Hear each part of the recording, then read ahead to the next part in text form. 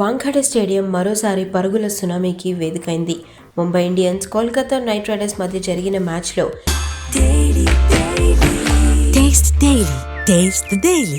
KKR batsmens చెలరేగిపోయారు.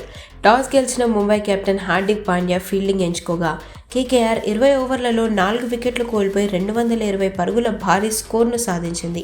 అయితే ఈ మ్యాచ్లో హైలైట్ అంటే అజింక్య రహానే బ్యాటింగ్ అనే చెప్పాలి.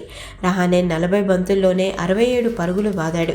ముఖ్యంగా హార్దిక్ పాండ్యా వేసిన ఓవర్లో 2 సిక్సర్లతో స్టేడియాన్నే హోరెత్తించాడనే చెప్పాలి.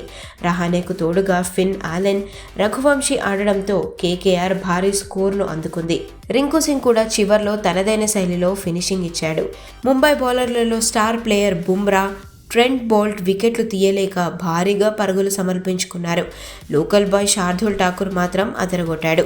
రహానే, ఫిన్ ఆలెన్, కామెరూన్ గ్రీన్ వంటి కీలక వికెట్లు తీసి కేకేఆర్ స్కోర్ను కట్టడి చేసే ప్రయత్నం చేశాడు. అయితే ఫ్యాన్స్ అంతా ప్రస్తుతం రహానే ఇన్నింగ్స్ గురించే మాట్లాడుకుంటున్నారు. రహానే ఈజ్ బ్యాక్ అంటూ సోషల్ మీడియాలో కామెంట్స్ చేస్తున్నారు.